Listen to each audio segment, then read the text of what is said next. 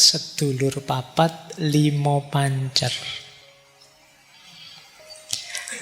Mungkin yang Jawa pasti pernah dengar istilah ini ya. Jadi kita itu punya 4 saudara. Maka jangan main-main dengan sedulur papat ini. Dia akan jadi tiang yang menopangmu dalam hidup. Dialah yang mendukung limo pancer. Yang kelima bagian pancer. Pancer itu bagian pusat diri kita.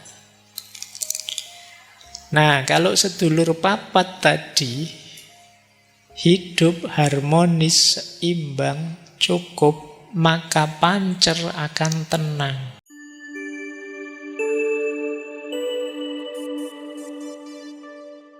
Assalamualaikum warahmatullahi wabarakatuh. Bismillah. Mari teman-teman kita lanjutkan lagi ngaji kita, belajar kita. Oke, sekarang kita mulai belajar. Ini agak filosofis ya. Ini sebenarnya konsepnya Sunan Kalijogo. Beliau punya konsep sedulur papat, limo pancer. Mungkin yang Jawa pasti pernah dengar istilah ini ya. Jadi kita itu punya 4 saudara. Dan ada pancer. Pancer itu pusat. Pusat itu ya diri kita sendiri. Ini pancer namanya. Nanti ini ada hubungannya dengan guru sejati. Jadi begitu kita lahir ke dunia, itu kita punya 4 saudara. Yang pertama kakang kawah namanya. Kakang itu kakak, kawah itu ya kawah. Ini sebenarnya simbol dari ketuban. Ketuban itu waktu di perut ibu dia melindungi kita.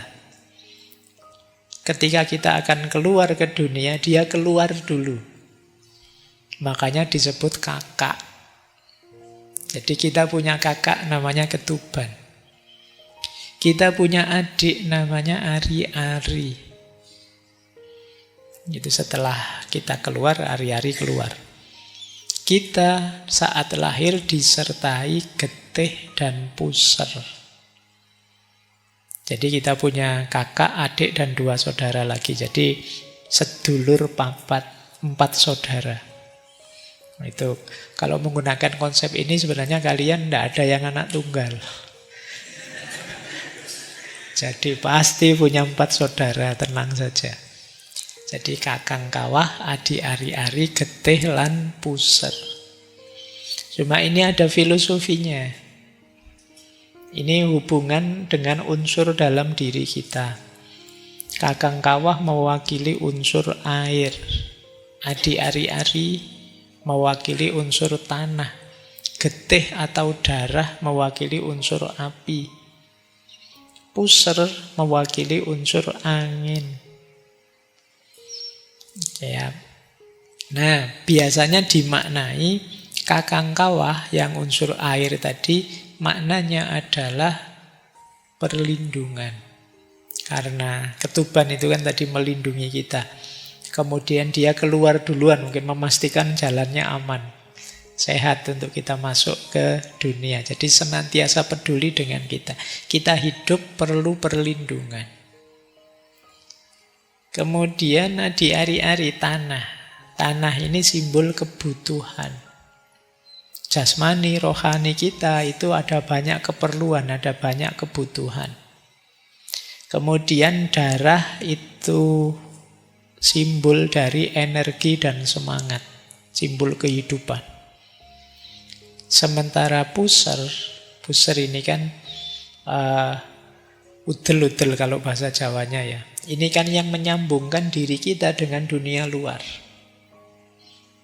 Jadi puser ini yang langsung berhadapan dengan dunia di luar diri. Ini simbol ikatan dan hubungan, simbol koneksi. Nah, nanti kalau dikaitkan dengan unsur dalam diri kita, kakang kawah, ketuban, air yang bermakna perlindungan itu mewakili unsur insting, naluri atau fitrah. dalam diri kita. Sementara ari-ari yang mewakili unsur tanah, yang bermakna kebutuhan hidup, itu mewakili unsur tubuh fisik ini, jasmania. Getih, api, yang bermakna sumber energi dan semangat, itu mewakili unsur akal dan emosi kita. Puser tadi yang bermakna ikatan hubungan, ya menyimbolkan hubungan kita dengan Tuhan, dengan sesama, dengan manusia. Dalam hidup ini kita perlu empat-empatnya. Harus selalu ada. Jadi karena salah satu tidak ada, hidup kita tidak akan seimbang. Jadi jangan main-main dengan empat saudara kita ini. Kalau ada salah satu yang kita terlantarkan, hidupmu tidak akan bahagia. Menelantarkan insting, naluri, fitrah, sulit bahagia. Pak, saya tidak akan nikah, Pak, sampai besok. Nikah itu fitrah, insting. Tidak sekedar kalkulasi rasional. Kalau kamu tinggalkan, mungkin ada yang kosong, ada yang hilang. Ada keseimbangan yang lepas dalam hidupmu. Kebutuhan jasmani, saya tidak akan makan, Pak, saya mau hidup ini tirakat full 24 jam puasa, itu tidak mungkin. Mesti tidak seimbang hidupmu. Atau tidak perlulah, Pak, pakai akal, pakai emosi, itu sudahlah, saya ingin hidup itu spiritual full, itu juga akan membuatmu tidak seimbang. Termasuk kalau hubunganmu dengan Tuhan, dengan Allah, hubunganmu dengan sesamamu, dan hubunganmu dengan alam rusak, hidupmu juga tidak akan bahagia. Maka jangan main-main dengan sedulur papat ini. Dia akan jadi tiang yang menopangmu dalam hidup. Dialah yang mendukung 5 pancer. Yang kelima, bagian pancer. Pancer itu bagian pusat diri kita. Nah, kalau sedulur papat tadi, hidup harmonis, seimbang, cukup, maka pancer akan tenang. Pancer akan mutmainnah. Kalau pancernya mutmainnah, guru sejati akan hadir, bisa membimbing. Karena di situ batin kita jernih. Ya, jadi ini hubungan antara guru sejati dengan diri kita sebenarnya, yang oleh Kanjeng Sunan Kalijaga disimbolkan dengan sedulur papat 5 pancer. Ya, ini simba-simba kita mikirnya sampai sedalam ini tentang diri kita. Yuk, kita lanjutkan. Guru sejati itu, yang pertama, bukan guru lahiriah, tapi guru batin. Yang kedua, bukan orang. Jadi jangan dicari sosoknya, bukan guru sekolah, bukan ustadz, bukan pendeta, bukan rohaniawan, bukan tokoh spiritual. Yang ketiga, bentuknya adalah kesadaran murni, bukan kesadaran fisik, yang dirasakan oleh jiwa yang hening dan sadar. Ya, pokoknya ini dipahami dulu bahwa ada dalam diri kita, gitu dulu ya. Jadi bukan di luar diri, bukan guru sekolah, ustadz, dan lain sebagainya. Nanti guru sejati ini ada yang menyebut itulah tajallinya Tuhan, manifestasi Tuhan dalam diri kita. Di beberapa konsep kadang disambungkan malah dengan Nur Muhammad. Nur Muhammad itu apa? Kita sudah pernah membahasnya. Saya tidak ingin membuat kalian pusing lagi bahas itu.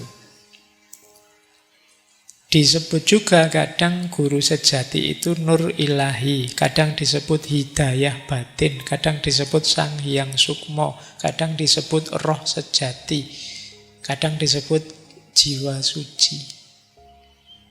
Istilahnya macam-macam ya.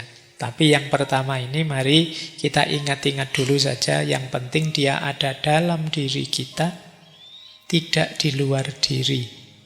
Tidak ada sosoknya. Terus dianggap manifestasinya Tuhan, unsur ilahiyah yang ada dalam diri kita. Yang pertama ini dulu. Kita lanjutkan ya, ini masih panjang konsepnya. Guru sejati erat dengan hati nurani. Kayak bahasa Arabnya kolbu. Itu nurani bahasa Indonesia ya, jangan dibaca basa Jawa. Kalau di bahasa basa Jawa tadi nurani. Maknanya beda nurani dengan nurani.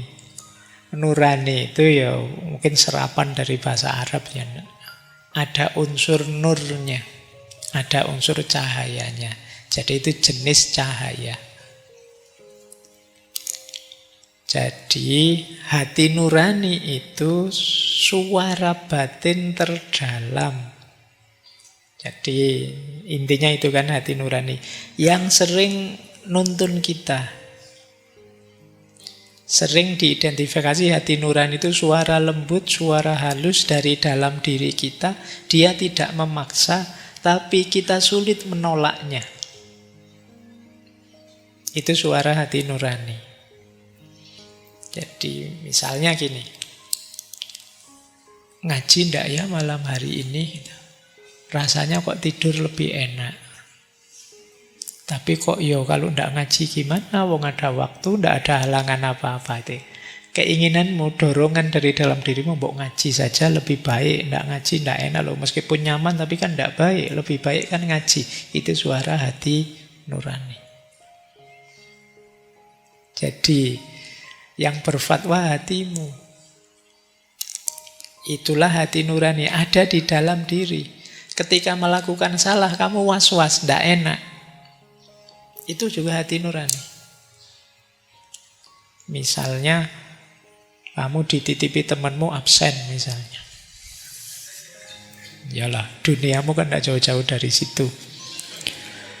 Jadi dititipi temanmu absen. Yo, mau ndak dituruti ki wong konco.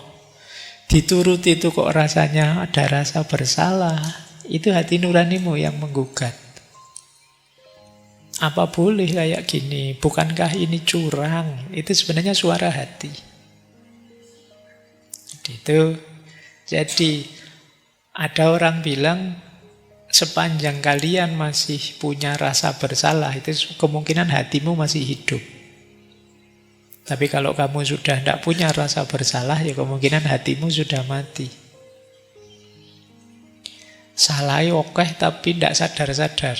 Nganggap dirinya benar saja. Jangan-jangan hati nuranimu mati. Tidak bisa jadi kompas dirimu. Di situ saya jelaskan hati nurani itu semacam kompas batin yang mengarahkan kita. Kalau dia jernih, mengarahkan kita pada kebenaran. Yang sering terjadi hati nurani ini keruh, tertutupi oleh macam-macam.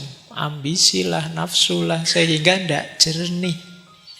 Kamu salah tidak sadar, atau tidak mau sadar. Dibilangin yang benar, yang lurus-lurus, kamu tidak mau patuh. Nah itu lama-lama hati nuranimu bisa mati. Kan terus kita kalau menyebut orang sangat jahat itu kan kita terus sebut, itu hatinya sudah mati orang itu. Dia tidak punya hati. Kok sekejam itu, kok sesadis itu. Berarti kompas batinnya, suara hatinya sudah tidak menunjukkan lagi ke yang benar. Hubungannya apa dengan guru sejati tadi? Hati nurani adalah channelnya, salurannya guru sejati. Lah kok bisa tadi hati tidak nyaman ketika melakukan salah, menyuruhmu ke arah yang baik-baik saja? Karena dia memantulkan cahaya ilahi. Ini mirip dengan konsepnya dulu kita belajar Imam Ghazali. Kolbu Bukan pakai kaf ya. Kalau pakai kaf nanti kalbu. Kalau pakai kaf artinya asu. Kalbun, kolbun, hati itu seperti kaca, kata beliau. Yang setiap kali kita melakukan salah dan dosa, itu dia akan mendapatkan satu kotoran, satu titik hitam. Fungsinya kaca ini untuk memantulkan cahayanya Tuhan dalam diri kita. Loh, itu kalau lama-lama kita terlalu sering melakukan dosa maksiat, dosone terus, dosa lama-lama dia gelap. Tidak bisa lagi memantulkan cahayanya Tuhan. Kalau dia sudah gelap, dia tidak bisa menunjukkan kita itu salah, ini benar. Maka hati adalah salurannya cahaya Tuhan. Yang cahaya Tuhan itu hari ini kita menyebutnya guru sejati dalam diri kita. Jadi diri kita ini di unsur ilahiyah yang paling dalam ada guru sejati. Dia mengarahkan, nuntun kita ke arah kebenaran. Tuntunan itu masuknya ke hati nurani atau kolbu. Yang kolbu atau hati nurani ini kalau dia gelap, dia tidak bisa memantulkan guru sejati, tidak bisa memantulkan unsur ilahiyah tadi. Berarti apa? Mendengarkan hati nurani itu seperti mendengarkan guru sejati. Guru sejati itu unsur ilahiyah dalam diri kita yang mencahayai, mengarahkan hidup kita ke arah yang benar. Ya tentu saja bentuknya petunjuk dari guru sejati di hati nurani itu ndak kok terus kayak di sinetron-sinetron ada suaranya, rasanya, ndak ngono ya. Jadi jangan dibayangkan terus kalau guru sejatinya itu berarti kamu sering dibisiki di telingamu. Rasanya, perasaanku kok ndak enak ya. Jangan-jangan itu sinetron. Jadi bentuknya apa? Rasa tadi loh. Kok ndak nyaman ya, ndak enak ya. Kelihatannya kok cenderungnya ke situ ya, cocoknya ke sana ya itu. Jadi ada rasa halus dalam diri kita yang mengarahkan. Yaitu disebut suara, kita kadang pakai istilah suara hati. Tapi syaratnya tadi ya, suara hati itu selalu mengarahkan pada kebaikan, tapi syaratnya dia harus jernih. Kalau dia kotor, ya tidak membawa kita ke arah kebaikan, mungkin malah membawa ke arah sebaliknya. Oke, ini untuk biar tidak keliru.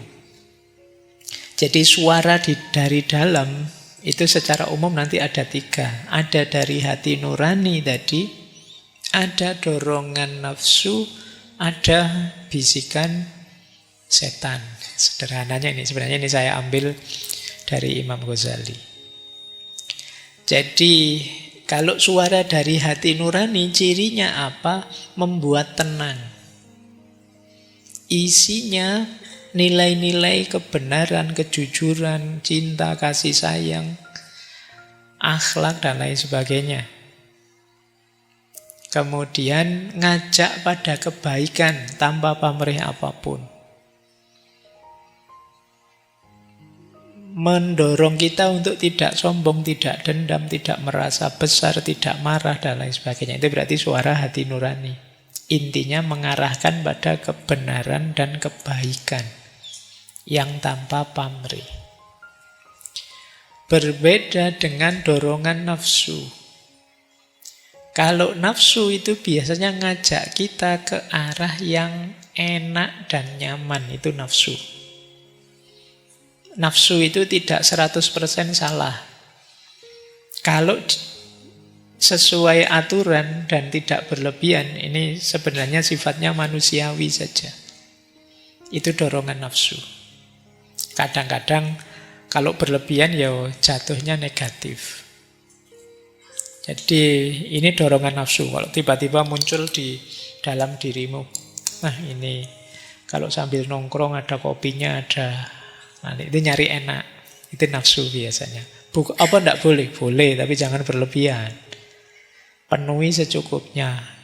Jangan ngopinya mulai jam 8 sampai jam 3. Kopinya sak cingkir kecil 1. Penjaga kafenya ngamuk-ngamuk.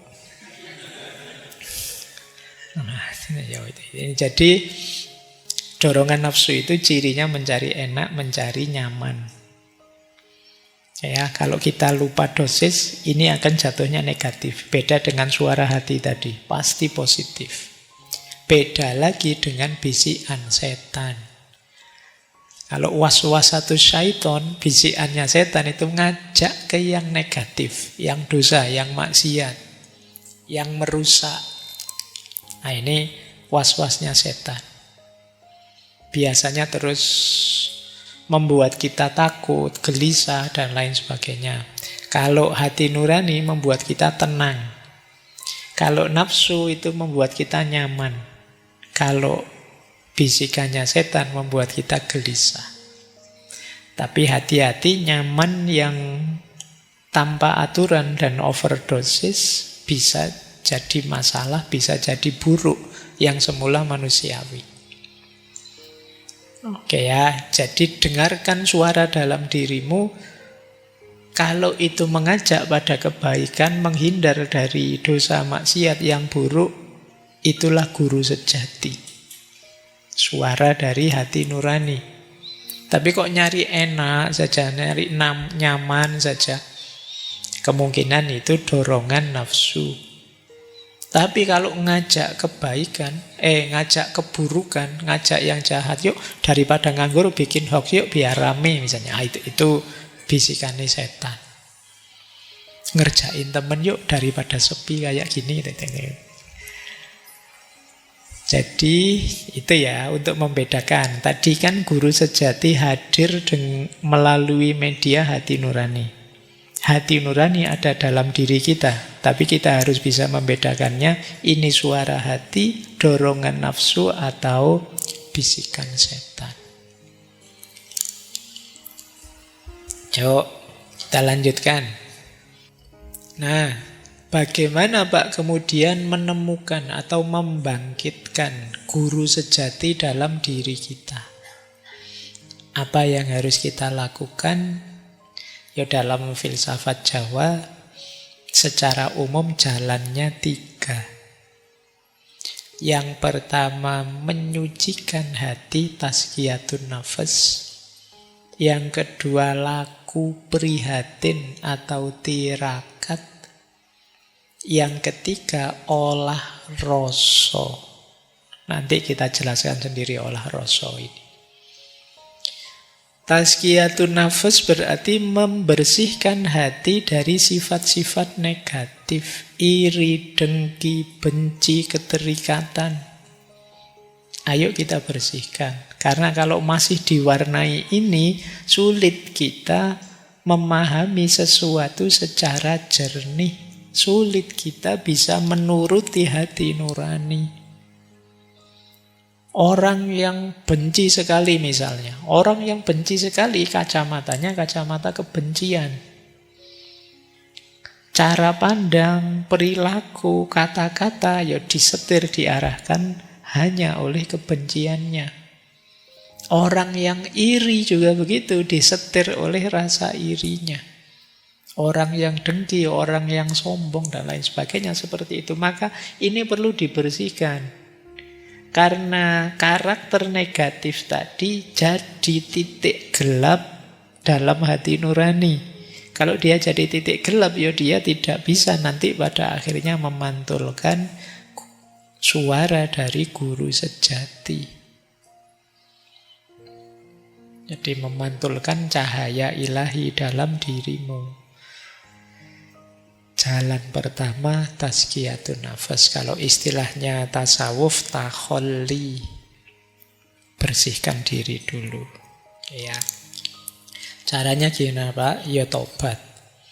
Yang salah-salah direvisi, yang keliru-keliru diluruskan. Jalan kedua tirakat atau prihatin. Orang Jawa kadang menyebutnya topo. Apa isinya? Mengendalikan diri, melatih kesabaran, menjaga hati dari godaan dunia, ini prihatin. Puasa, mengurangi makan, mengurangi tidur, ini laku prihatin. Bukan berarti karena tidak mampu, ya karena memang ingin melatih diri. Nah, alhamdulillah kan kalian kadang-kadang kan sudah tirakat karena memang tidak punya saja. Tidak apa-apa kan, sekalian tirakat sudah, sekalian prihatin. Pak, saya itu uang saya kadang cukup, kadang tidak sampai akhir bulan. Ya sudah, nawa itulah sekalian tirakat sudah dalam hidup. Sopo ngerti nanti sakti kamu. Jadi ya memang ini jadi salah satu jalan. Untuk apa? Melatih pengendalian diri, kita perlu banyak latihan tirakat. Tidur itu enak, tapi kalau kalian bisa mengendalikan waktu tidurmu, akan lebih membahagiakan. Makan itu enak, tapi kalau kamu bisa ngerem hasratmu untuk makan, apalagi makan berlebihan, maka hidupmu akan jauh lebih terkontrol, dan keterkontrolan itu akan membuatmu jauh lebih bahagia. Itu kan rahasianya. Kenapa sih Rasulullah itu bilang makan saat lapar, berhenti sebelum kenyang. Dalam rumus makan ketika lapar dan berhenti sebelum kenyang, itu ada unsur tirakatnya. Ada unsur pengendalian diri. Dan jadi sekedar makan pun Rasulullah mengajarkannya ada unsur pengendalian diri, kontrol dirinya. Bukan sekedar masalah kesehatannya, ya pasti itu menyehatkan, tapi di situ kita belajar ngontrol diri kita. Biasanya kan makan itu, kalau apalagi makanannya enak, itu kita sak pol-pole. Jangankan sebelum kenyang, kalau kita kekenyangan pun ayo. Eman-eman Pak, nih, kalau makan itu kan gongnya biasanya di belakang, yang enak-enak kamu makan terakhir kan. Justru itu disuruh berhenti. Wah, itu ganjel sekali itu. Tapi kalau kamu mampu seperti ini, luar biasa. Jadi daya tirakat, daya prihatin. Buahnya apa Pak? Pengendalian diri. Baik ya, jadi ini rumus menemukan guru sejati, menyucikan hati dan laku prihatin. Yang ketiga, olah rasa. Olah rasa ini berhubungan dengan bagaimana kita membersihkan dimensi batin kita. Jadi olah rasa itu menajamkan kesadaran batin agar kita bisa menangkap kebenaran, menangkap kehendak Tuhan, dan memahami makna di balik segala peristiwa. Kadang-kadang digambarkan seperti menjernihkan air yang keruh, sehingga cahaya bisa terlihat. Jadi nanti ada rumusnya olah rasa ini. Tapi diingat-ingat, rasa itu tidak sekedar rasa ya, tidak sekedar emosi, tidak sekedar Pak ini pedas, ini pahit, tidak sekedar itu, awas keliru. Itu kalau itu kan rasa fisik. Ini rasa batin. Rasa batin pun ya tidak sekedar emosi. Kalau dalam falsafah Jawa, yang namanya rasa itu setidaknya ada 3 jenis. Ada rasa pribadi. Rasa pribadi itu kepekaan kita terhadap diri kita, sisi batin kita. Ini loh, rasa pribadi itu. Wah, sedang marah nih saya. Tersinggung ini kelihatannya saya. Itu tidak gampang loh orang bisa seperti ini. Orang itu biasanya nganggap dirinya stabil saja, padahal tidak stabil. Ternyata aku kecewa ini saat ini. Ini namanya rasa pribadi. Bisa mengenali diri, membaca emosi diri. Ini namanya rasa pribadi. Biasanya ya untuk bisa seperti ini harus mengambil jarak dari diri kita. Kalian mengamati dirimu yang sedang marah, mengamati dirimu yang sedang kecewa, mengamati dirimu yang sedang gelisah. Ini namanya rasa pribadi. Boleh dicoba ya nanti. Mungkin kalian nyari kaca terus lihat dirimu. Seperti apa ya emosiku sekarang. Baik, saya pernah baca, lupa di mana, tapi coba latihan mengambil jarak dengan dirimu itu dengan cara memanggil namamu sendiri. Ngobrol dengan dirimu. Mungkin rasanya agak cringe ya. Coba kamu panggil namamu sendiri, kan unik itu. Wahai Faiz, itu tidak enak ya rasanya. Tapi kalau kamu mampu begitu, kamu sudah bisa ngobrol dengan dirimu. Jadi kamu bisa mengambil jarak dari dirimu. Coba kamu latih itu. Ya, yo, apa ya? Ini kemampuan kita detachment. Kalau namamu Agus ya berarti Agus sedang sedih nih karena gitu ya. Jadi kan itu namanya kamu sedang mengambil jarak dari dirimu. Jadi kamu membahas yang dibahas dirimu sendiri. Oke, itu namanya rasa pribadi. Nanti ada rasa sosial. Rasa sosial itu daya empatik. Aku bisa merasakan yang engkau rasakan. Itu rasa sosial. Aku bisa merasakan kegelisahanmu. Aku paham kesedihanmu. Itu rasa sosial. Nah, kali ini sebenarnya tidak di rasa pribadi, di rasa sosial. Tapi guru sejati itu rasa ilahi. Kesadaran batin kita tentang hadirnya Tuhan dan kehendaknya Tuhan.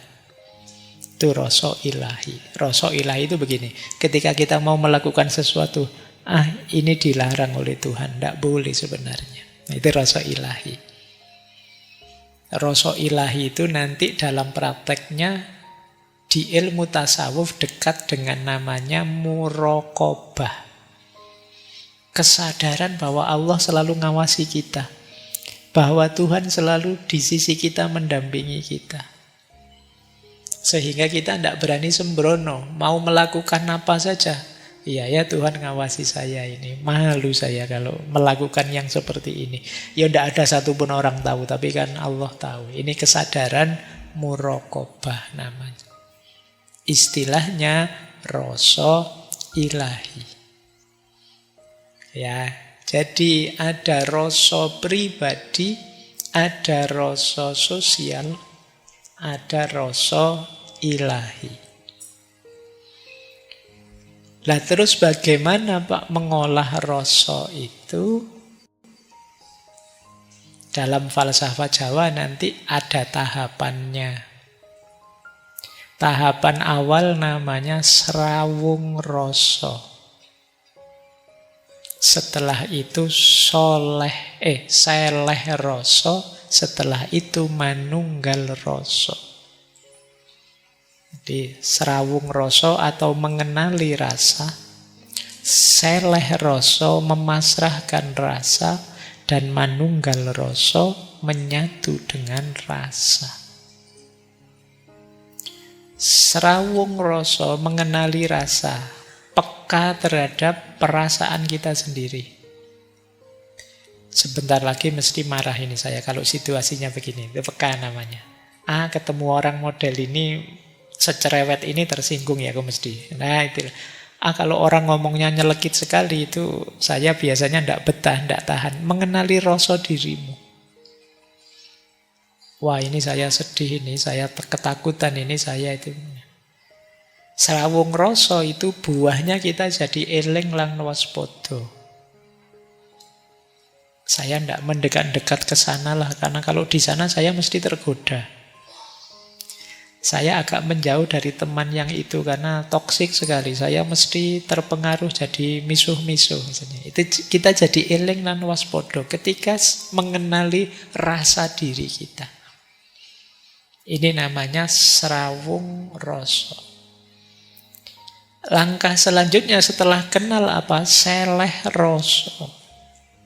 Seleh rasa itu kita ikuti iramanya, kita terima diri kita yang sedang marah, kemudian biarkan dia hadir, kemudian kita ambil jarak, kalau memang perlu diperbaiki, kita perbaiki. Itu namanya seleh rasa. Jadi pasrah, iya sih saya sedang marah, iya sih saya sedang sedih. Ini namanya seleh. diakui. Tapi tidak terikat di situ, terus kita hayati, pada saatnya kita lepaskan. Namanya seleh. Jadi kalau di Jawa ada peribahasa wong salah kudu seleh. Jadi seleh pasrah, iya ini salahku dan akan aku lepaskan, aku perbaiki. Namanya seleh rasa. Jadi setelah serawung rasa kita kenali, kita terima, kemudian kita lepaskan. Setelah dilepaskan yang terjadi apa? Nurani kita, kolbu kita jadi bersih. Kalau sudah bersih, saatnya guru sejati tadi hadir.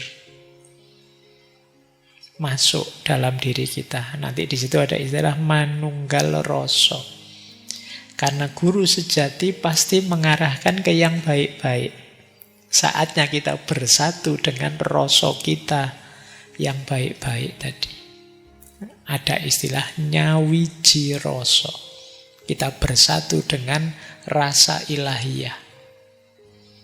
Ini nanti ada yang menggambarkan proses ini semacam manunggaling kawula Gusti. Tapi dengan definisi yang tidak sama persis dengan Al-Hallaj dan kawan-kawan.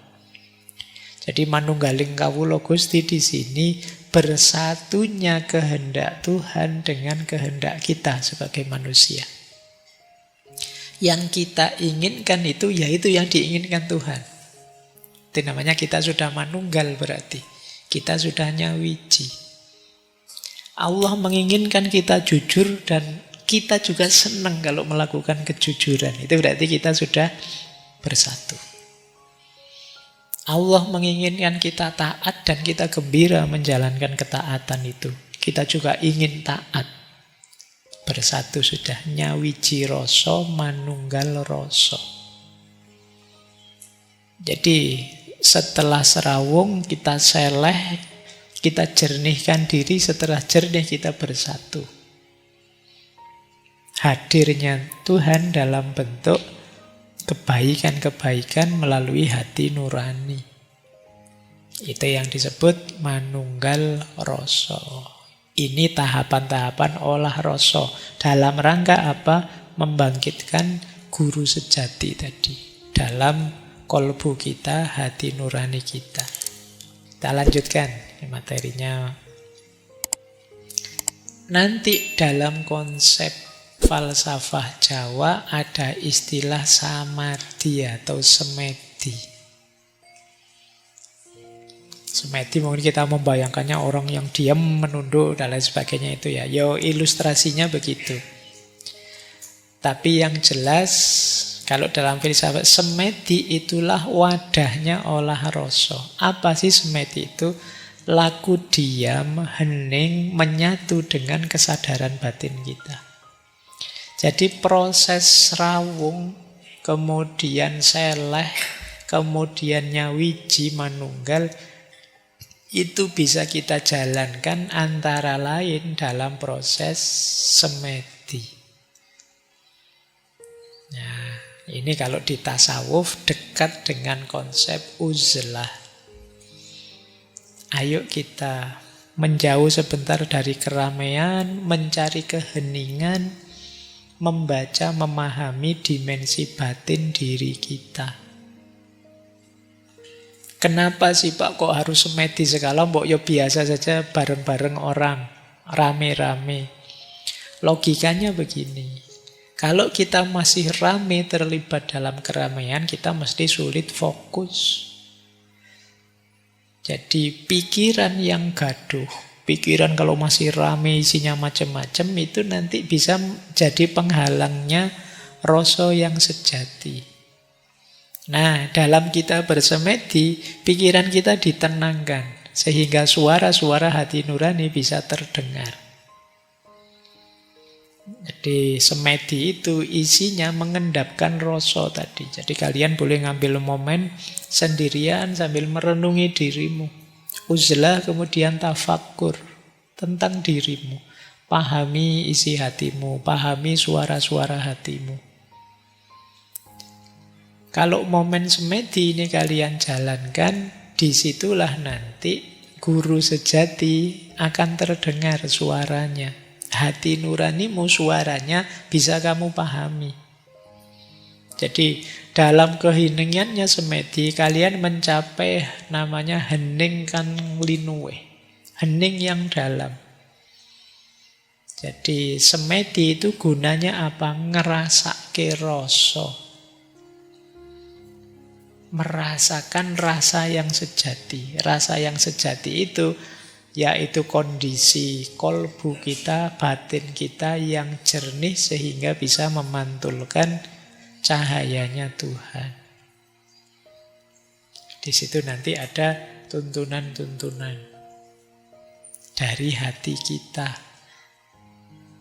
Oke ya, ini kalau ada yang tanya, Pak, orang Jawa kok kadang-kadang semedi, kadang-kadang nyepi sebentar, mengheningkan cipta, mencari kesepian. Itu dalam rangka mendengarkan suara hati yang jernih, yang tidak terkontaminasi oleh macam-macam ruwet gaduh di sekelilingnya.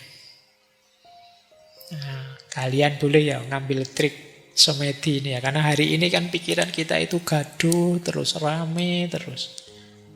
Lagi santai-santai buka TikTok, tiba-tiba disuruh bahas ijazah, terus kamu pusing lagi, ki opo urusan ijazah. Jadi kamu ndak sempet tenang, pikiranmu gaduh terus. Ambillah momen, saya ndak tahu seminggu sekali, sebulan sekali untuk kamu masuk ke dalam, jangan terlalu sering keluar. Dengarkan suara hatimu sendiri. Semoga batinmu jernih. Kalau belum jernih, ya bersihkan. Saya masih banyak irinya, Pak. Nah, ini serawung rasa. Saya kadang-kadang masih sombong, Pak. Saya kadang-kadang masih merasa besar, Pak. Ini serawung. Terus seleh. Nah, syukur-syukur nanti kalau sudah tazkiyah, sudah tirakat, bisa bersih, kemudian bisa manunggal. Bisa mendengarkan lagi suara yang sejati, suara hati nurani yang bersumber dari Tuhan. Itulah sebenarnya hakikatnya guru sejati. Pak, yang saya baca buku, yang diajar guru, diajar dosen, itu rujukan. Sumber-sumber untuk membantumu tazkiyatun nafas, untuk membantumu menjalani laku sehingga batinmu bisa jernih.